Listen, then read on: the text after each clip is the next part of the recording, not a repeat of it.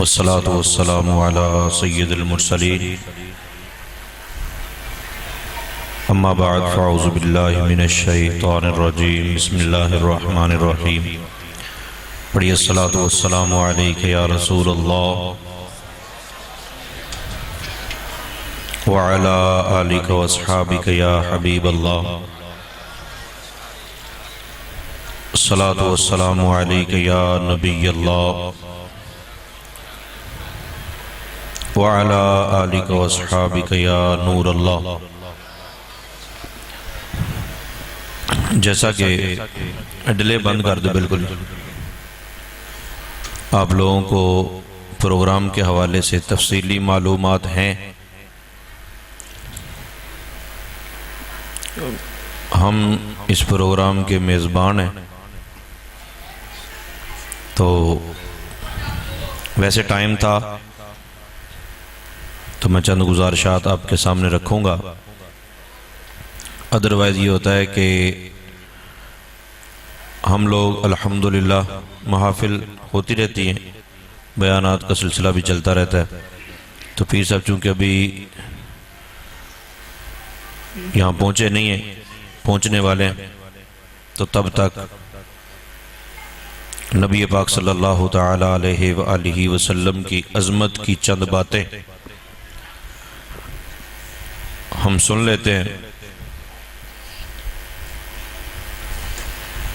عرب کے اندر ایک پہلوان تھا،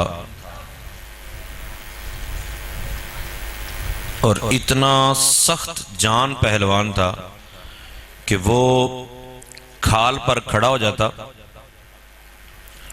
تو 40 بندے اس کے نیچے سے کھال کھینچتے، کھال پھٹ جاتی، بندہ نہیں گرتا تھا۔ حالانکہ کھال ویسے بھی سلپنگ والی صورتحال ہوتی ہے نا۔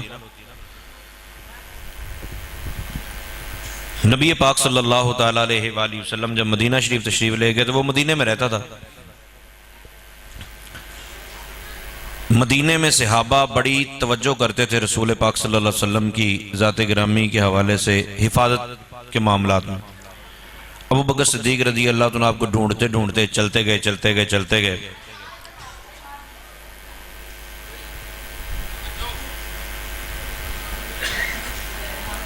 جب اس کی وادی کی طرف راستہ ٹرن ہونے لگا نا، تو صدیق اکبر رضی اللہ عنہ کہتے ہیں کہ میرا دل گھبرانا شروع ہو گیا کہ جس طرف یہ بتا رہے ہیں جانے کا، ادھر تو وہ فلاں بندہ رہتا ہے، کافر، سخت جان ہے، اور ویسے بھی انتہا کا بدتمیز ہے۔ تو کہتے ہیں میں پریشان ہوتا گیا اور سفر کرتا گیا۔ اچانک آگے سے رحمت عالم، نور مجسم، شاہ آدم و بنی آدم صلی اللہ تعالی علیہ وآلہ وسلم آپ تشریف لاتے ہوئے نظر آئے۔ کہتے دل کو سکون ہوا۔ میں نے عرض کیا یا رسول اللہ صلی اللہ علیہ وسلم، آپ اس کی طرف چلے گئے تھے، وہ راستے میں ملا تو نہیں؟ مطلب کوئی پریشانی تو نہیں آئی؟ سرکار دو عالم صلی اللہ علیہ وسلم نے ارشاد فرمایا میں اسی کی طرف ہی گیا تھا۔ یا رسول اللہ، پھر سرکار نے فرمایا میں نے اسے دین کی دعوت دی، وہ مجھے آگے سے کہتا ہے کشتی کر لو، اگر تم جیت گئے تو میں کلمہ پڑھ لوں گا، اور اگر تم نہیں جیتے تو پھر لوگوں کو بتاؤں گا کہ تم کذاب و معاذ اللہ۔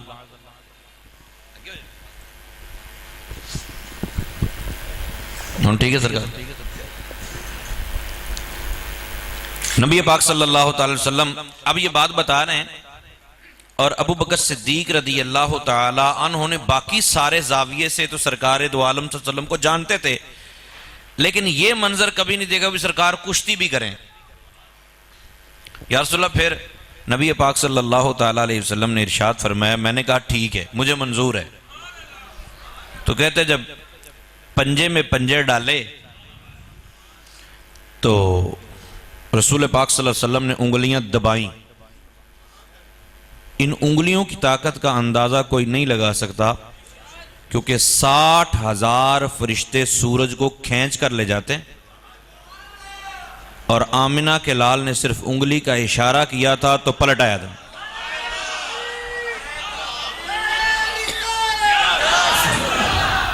تو رسول پاک صلی اللہ تعالی علیہ وسلم کی ایک انگلی کا اندازہ کوئی کیسے لگا سکتا ہے؟ وہ سرکار نے جب انگلیاں دبائیں نا، پٹھا ہو گیا بیچارہ. جب وہ گر گیا نا تو رسول پاک صلی اللہ علیہ وسلم اس کے اوپر بیٹھ گئے. سرکار اوپر بیٹھ گئے، فرمایا سنا. کہنے لگا کہ تیرے رب نے تجھے بچا لیا. اچھا، یہ بھی ایک نہ ماننے کا ایک انداز ہوتا ہے. نہ ماننے کا، نبی کی عظمت جب ہضم نہ ہو رہی ہو تو پھر کہتے ہیں اے تیرے رب نے تینوں بچایا، تو نہیں تھا کچھ بھی، تیرے رب نے تینوں بچا لیا. جس طرح آج کل بھی لوگ نبی پاک صلی اللہ علیہ وسلم کی عظمت کی کوئی بھی بات سناؤ، اے تھی اللہ کا کرم سی نا جی. تو بھائی سارا کچھ اللہ کا کرم ہی تو ہے، اللہ کے کرم سے ہٹ کر تو کچھ بھی نہیں ہے. تو یہ نہ ماننا یا جیلسی محسوس کرنا حالانکہ بنتی نہیں ہے، کوئی شریکہ نہیں ہے نبی کے ساتھ، لیکن پھر بھی محسوس ہوتی ہے ان کو. تو وہ بس بہانہ بناتے ہیں، نہیں اے نا اے تے معجزہ سی نا جی. ایسے جیسے معجزہ کوئی عجیب چیز ہے، معجزہ بھی نبی کی عظمت کے لیے ہوتا بھائی. خیر، نبی پاک صلی اللہ علیہ وسلم نے فرمایا، صدیق اکبر رضی اللہ مسکرا پڑے، یا رسول اللہ پھر کیا ہوا؟ سرکار نے فرمایا مینوں کہندا ہے ایک ویری پھر. 2 پیج رہ جاتے نا، ایک ویری پھر. سرکار دو عالم صلی اللہ علیہ وسلم نے فرمایا ٹھیک ہے. اور سرکار نے پھر پکڑا، پھر دبایا، پھر چیخیں نکل گئی، پھر گر گیا. سرکار پھر اوپر. کہتا میرے رب نے مینوں ذلیل کر دتا تے تیرے رب نے تینوں بچا لیا. ایک ویری پھر کشتی ایک ویری پھر ہوئے گی کہ مینوں بےزتی محسوس ہو رہی ہے، میں یسرب دے شہر والے ہن کیویں جاواں گا کہ مینوں کس بندے نے ہرا دیتا ہے. تو نبی پاک صلی اللہ علیہ وسلم نے فرمایا ٹھیک ہے. اب جب تیسری مرتبہ بھی ہوا نا تو یہ گر گیا، یہ گرا اور اس نے کہا کہ آج کے بعد پھر میں یسرب کی طرف نہیں آؤں گا، کیونکہ تم نے جا کے بتا دینا لوگوں کو. اور یسرب کی عورتیں، ہم تو مدینہ کہیں گے نا، وہ یسرب کہتا تھا. تو یسرب کی عورتیں مجھ پر ہنسے گی کہ فلاں سے ہار گیا ہے، جبکہ میرا اور آپ کا عقیدہ وہ نہیں ہے جو اس کا تھا، چونکہ وہ اپنے انداز سے دیکھ رہا تھا. لوگ آج بھی اپنے انداز سے دیکھتے ہیں، جبکہ ہمیں نبی پاک صلی اللہ تعالی علیہ وسلم کو الگ انداز سے دیکھنا. یہ نہیں دیکھنا ساڈا دادا سی تو اتنا طاقت والا سی، ٹھیک ہے، ہمارا نبی ہے تو اس کی بھی طاقت کتنی ہوگی، بس وہ 2 ہی ٹانگیں ہیں 2 ہی ہاتھ ہیں. نہ اس طرح نہیں دیکھنا. بریلی کے تاجدار کہتے ہیں جس کو بارے 2 عالم کی پرواہ نہیں، دونوں عالم کا وزن اور رسول پاک صلی اللہ تعالی علیہ وسلم قاسم نعمت ہے. جس کو بارے 2 عالم کی پرواہ نہیں، ایسے بازو کی قوت پہ لام، ایسے بازو کی قوت پہ لام. تو نبی پاک صلی اللہ تعالی علیہ وسلم نے ابو بکر صدیق رضی اللہ عنہ یہ بات بتائی. بات مدینے میں پھیل گئی. جب بات مدینے میں پھیلی تو اس کا ایک بیٹا تھا، اسود نامی بیٹا تھا اس کا. انہوں نے کہا ابے نو پھر صحیح ٹھب نہیں آیا، انہوں کشتی میں کراں گا، نالے میں ثابت کراں گا کہ ساڑھے مقابلے دا کوئی پہلوان نہیں. نبی پاک صلی اللہ علیہ وسلم ابھی گھر نہیں پہنچے، یہ راستے میں آ کے روک لیتا ہے، کہتا ہے محمد صلی اللہ علیہ وسلم میرے سے کشتی کرو گے؟ 300 بکریاں تحفے میں دے دوں گا، اگر تم جیت گئے تو 300 بکریاں تحفے میں دے دوں گا. نبی پاک صلی اللہ علیہ وسلم نے ارشاد فرمایا مجھے بکریاں نہیں چاہیے، اگر تو ہار گیا تو بس کلمہ پڑھ لینا. کدھر پہنچ گئی؟ رسول پاک صلی اللہ علیہ وسلم نے فرمایا چل. جب پنجے ایک دوسرے کے پنجے میں ڈالے, رسول پاک صلی اللہ علیہ وسلم نے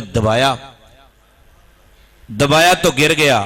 ابا تین ویری بھی نہیں سی منیا, لیکن یہ پہلی مرتبہ ہی گرا نا تو کہتا ہے اشہد انک رسول اللہ, میں گواہی دیتا ہوں میں نے سارے طریقے آزمانے کا پروگرام بنایا تھا لیکن آپ نے پکڑا ہے تو ایک نہیں چلی. میں گواہی دیتا ہوں کہ آپ ہر اعتبار سے چونکہ عرفہ و اعلیٰ ہیں تو آپ ہی اللہ کے آخری رسول ہیں. ہمارے ہاں کلمہ بھی پڑھ لیتے ہیں, سارے معاملات بھی ہوتے ہیں, پھر بھی مسلک بچانے کی خاطر کہتے ہوئے یہ نظر آئیں گے نہیں ہماری طرح ہی تھے, کوئی ان کو تو دیوار کے پیچھے کا پتہ نہیں تھا. نہیں, وہ کیا کر سکتے ہیں, وہ کیا کر سکتے ہیں. سیدی اعلیٰ حضرت فاضل بریلوی رحمۃ اللہ تعالی کہتے ہیں جو حوض کوثر ہے نا, حوض کوثر سے جو بندہ پانی پیے گا اس کو پھر کبھی پیاس نہیں لگے گی. جنت میں جا کے صرف وہ تلذذ کے لیے مشروب پیے گا, پیاس کی وجہ سے نہیں. حوض کوثر جسے نصیب ہو جائے, اللہ سب کو نصیب فرمائے. تو حوض کوثر جس کو میسر آئے گا. حوض کوثر ہے کتنا بڑا, کچھ 10-10 فٹ کا ہے. حوض کوثر کی لمبائی چوڑائی آپ زمین و آسمان سے زیادہ, زمین سے لے کر آسمان تک کا جتنا سفر ہے اس سے بھی زیادہ ہے. اور حوض کوثر پھر جنت کی نہریں کتنی بڑی ہیں, لیکن عاشق کی نگاہ کہاں پہنچی. بریلی کے تاجدار کہتے ہیں جس کی 2 بوند ہیں کوثر و سلسبیل. حوض کوثر سارا دا سارا, جنت دیا نہراں ساریاں دیا ساریاں انہاں کٹھیاں کر کے لیاؤ تے 2 بوند بندیاں نے کدے مقابلے دے اندر. جس کی 2 بوند ہیں کوثر و سلسبیل, ہے وہ رحمت کا دریا ہمارا نبی, ہے وہ رحمت کا دریا ہمارا. نبی پاک صلی اللہ تعالی علیہ وسلم ایک مرتبہ کہیں تشریف لے کے گئے تو پانی آپ کو کسی نے پلایا. اچھا, یہ محبوب کی بھی عجیب اندائے ہیں, کبھی نواز دیتے ہیں اور کبھی پلا کر نوازتے ہیں, کبھی پی کر نوازتے ہیں. جس سے سرکار پی لیں وہ بھی باعث برکت ہوا, اور جس کو سرکار پلا دیں اس کے بھی کیا ہی بات. نبی پاک صلی اللہ تعالی علیہ وآلہ وسلم کو پیاس لگی تو سرکار نے فرمایا بھی کوئی پانی پلائے گا. تو انہوں نے کسی کا دروازہ نوک کیا تو بندہ نکلا, انہوں نے کہا جی پانی. رسول پاک صلی اللہ علیہ وسلم نے فرمایا بھائی تو نے ہمیں پانی پلایا, کبھی ہم مدینے رہتے ہیں, کبھی ٹائم لگے موقع ملے تو مدینے ہمارے پاس بھی آنا, پھر ہم عطا کریں گے. تو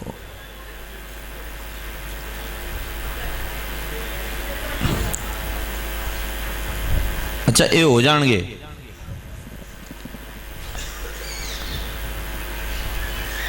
اب یہ ایک ذوق ہوتا ہے, ظاہر ہے جو بیٹھے ہیں. اب یہ نہ ہو کہ آپ ادھر والے ادھر سلام لینے چلے جائیں, جو ادھر بیٹھے ہیں وہ ایک بار جگہ دے دیں. جیسے ہی بزرگ تشریف لائیں تو آسانی. زیارت کرنا بھی عبادت ہے, ضروری چھونا ہی عبادت نہیں ہے, زیارت کرنا بھی. تو عرض میں کر رہا تھا رسول پاک صلی اللہ علیہ وسلم نے فرمایا جس طرح ہم دے دیتے نا کارڈ, ساڑھے کو کام ہوئے کارڈ دیتے ہیں, کبھی موقع ملے ساڑھے کو میرا فلانی جگہ دفتر ہے, تو سرکار نے فرمایا مدینے آنا کبھی, پھر ہم بھی بتائیں گے. وہ مدینے آیا تو رسول پاک صلی اللہ تعالی علیہ وسلم کی مسجد نبوی شریف میں آ کے کہتے ہیں پہچانے ہیں جی. تو محبوب پاک علیہ الصلوۃ والسلام تو درود و سلام پڑھنے والے پتھر کو نہیں بولتے, سرکار کیسے بھول سکتے ہیں. سرکار نے فرمایا پہچانتا. مانگ کیا مانگتا ہے. صحابہ کہتے ہیں کہ جب بھی سرکار کسی کو یہ فرمایا کرتے تھے نا مانگ کیا مانگتا ہے, تو ہماری خواہش ہوتی تھی کہ کاش یہ جنت مانگ لے بس, تاکہ مور لگے پکی. تو کہتے ہیں کہ نبی پاک صلی اللہ علیہ وسلم نے فرمایا مانگ کیا مانگتا ہے. کہتا ہے مینوں نہ اٹھ چاہیے تے کجاوے سمیت چاہیے. اونٹ چاہیے کجاوے سمیت۔ اب چونکہ اس بارگاہ کے ادب آداب تو صحابہ جو ہر وقت وہاں رہتے تھے ان کو پتا تھا، صحابہ بھی مسکرا پڑے، سرکار بھی مسکرائے، فرمایا تیرے نال تے بنی اسرائیل دی اماں ہی چنگی سی۔ تو انہوں نے کہا جی آپ جڑا کوئی چاہیے تسی یہ دیو بس ٹھیک۔ رسول پاک صلی اللہ علیہ وسلم نے اونٹ دیا، کجاوے سمیت دے دیا۔ جب وہ چلا گیا نا تو صحابہ نے پوچھا یا رسول اللہ صلی اللہ علیہ وسلم یہ بنی اسرائیل کی اماں کا کیا حساب کتاب ہے؟ تو نبی پاک صلی اللہ علیہ وسلم نے ارشاد فرمایا کہ جب موسیٰ علیہ السلام 6 لاکھ بنی اسرائیل کو ساتھ لے کر جانے لگے نا تو اللہ تعالیٰ نے فرمایا موسیٰ یوسف علیہ السلام کا تابوت، یعنی یوسف علیہ السلام کی تدفین دریا کے درمیان میں ہوئی تھی تاکہ پانی آپ کے تابوت کو چھو کر گزرے تو برکت والا پانی سب کو ملے۔ ٹھیک ہے، یہ بھی پرانا عقیدہ ہے اور قرآنی عقیدہ ہے۔ تو موسیٰ علیہ السلام نے فرمایا بھی یوسف علیہ السلام کے تابوت کا کس کو پتہ ہے؟ ڈھونڈتے رہے، کافی تلاش کرنے کے بعد پتہ چلا کہ ایک اماں ہے، صرف 500 سال اس کی عمر۔ تو وہ اماں جو ہے نا جانتی ہے کہ یوسف علیہ السلام کا تابوت کہاں ہے۔ موسیٰ علیہ السلام اس کے پاس تشریف لے گئے، اماں کا جا کے ذہن بنایا اماں وہ یوسف علیہ السلام کا تابوت کو پتہ دے دے تاکہ ہم نکلیں جلدی جلدی۔ اس نے کہا جی میں بھی تو اسی انتظار میں تھی، میری 2 شرطیں ہیں وہ آپ پوری کر دیں تو میں پتہ بتا دیتی ہوں۔ یہ معجزہ جتنی مرتبہ موسیٰ علیہ السلام کا آپ سنیں گے اتنی مرتبہ مزہ آتا۔ موسیٰ علیہ السلام نے کہا اماں شرطیں کون سی؟ انہوں نے کہا جی پہلی شرط ہے میری اے کہ میرے نہ کر دیو جوان، تے دوسری شرط میری اے کہ میں جنت چ تواڈے نال رہنا ہے۔ تے کام تے ڈاڑا مشکل دسیا سی انہیں، آج کے اعتبار سے تو بڑا مشکل کام ہے نا، کیونکہ مولوی تو ہمیں بتا بتا کے تھک گئے ہیں کہ یہ تو ہمارا نبی نہیں کر سکتا۔ ایسے گدھے ہیں، نبی بھی مانتے ہیں اور پھر کہتے ہیں ساڈا نبی نہیں کر سکتا۔ نبی پاک صلی اللہ تعالیٰ علیہ وسلم کی ہمارے نبی کی تو شان ہی بڑی ہے۔ موسیٰ علیہ السلام نے کہا میں اللہ سے پوچھ لوں، اللہ تعالیٰ کی بارگاہ میں التجا کی، رب تعالیٰ نے فرمایا موسیٰ تو دعا کر دے، تو دعا کر دے، تو جیسے کہے گا ہم ویسے ہی کر دیں۔ اب موسیٰ علیہ السلام نے دعا کی، اماں جوان ہو گئی، اماں جوان ہو گئی، تابوت یوسف نکالا، پھر بنی اسرائیل کو لے کے آ گئے، اور قیامت والے دن اماں وہ اماں موسیٰ علیہ السلام کے ساتھ جنت میں رہے گی۔ یہ کمال ہے موسیٰ علیہ السلام۔ مگر میرے آقا صلی اللہ تعالیٰ علیہ وآلہ وسلم کا کمال یہ ہے کہ سرکار دو عالم صلی اللہ تعالی وسلم نے حضرت ربیہ، یہ پورا واقعہ تو کافی طویل ہے لیکن جو صحیح مسلم کے اندر روایت ہے وہ مختصر سی، وہ یہ ہے کہ یہ رسول پاک صلی اللہ علیہ وسلم کو وضو کروایا کرتے تھے۔ آج بھی اگر کوئی بندہ وضو کر کے 2 رکعت نفل ادا کرے، 2 رکعت نفل ادا کرے، یا ویسے بیٹھ کے نبی پاک صلی اللہ علیہ وسلم کی بارگاہ میں درود و سلام کے نذرانے پیش کرے اور وسیلہ پیش کرے کہ جس طرح حضرت ربیہ بن کعب اسلمی رضی اللہ تعالی عنہ پر سرکار نے کرم کیا، ہمیں بھی وہ خدمت میسر آ جائے، ہمیں بھی ساتھ مل جائے، یہ روایتوں میں موجود ہے۔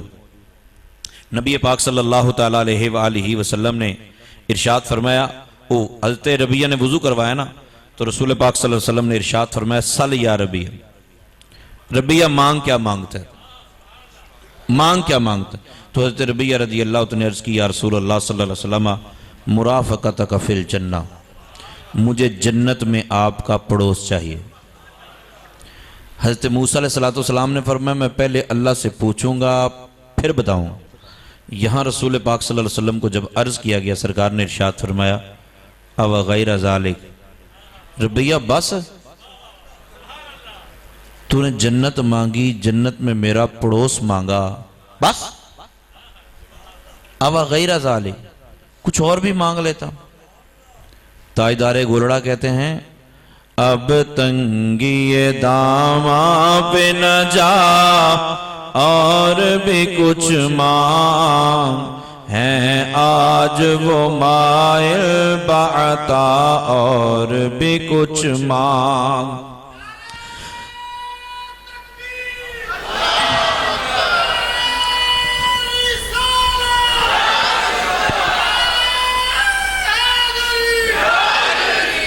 جن لوگوں کو شک ہے کہ کرم ان کا ہے محدود، جن لوگوں کو شک ہے کہ کرم ان کا ہے محدود، ان لوگوں کی باتوں پہ نہ جا اور بھی کچھ مانگ. ہیں آج وہ مائل بعطا اور بھی کچھ مانگ.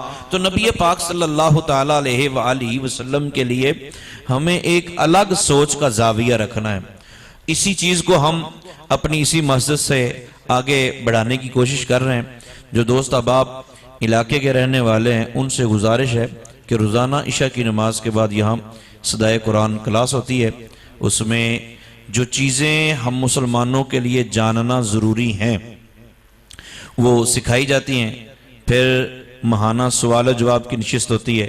انشاءاللہ عز و جل 12 ربیع الاول کو عشاء کی نماز کے بعد جس طرح حسب سابق پروگرام ہوتا ہے اس دفعہ بھی ہوگا. اور اس دفعہ پچھلی دفعہ بھی میرا ایڈ کر دیا گیا تھا نماز تسبیح کی جماعت ہم انشاءاللہ 12 ربیع الاول کی رات کو بھی ادا کریں گے جماعت سے. تو احباب بھرپور طریقے سے تشریف لائیے گا. اللہ تعالیٰ سب کو جزائے خیر عطا فرمائے. ابھی انتہائی مہذب طریقے سے کیونکہ یہ سارے ہمارے پاس مہمان ہیں، سٹیج پر تشریف فرما بھی، نقیب محفل بھی، ثنا خان بھی، اور جو پیر صاحب تشریف لا رہے ہیں وہ بھی. تو مہمانوں کے لیے ہمیں اچھے ڈسپلن کا مظاہرہ کرنا ہے. اللہ تعالیٰ عمل کی توفیق عطا فرمائے. آمین بجاہ النبی. ماشاءاللہ.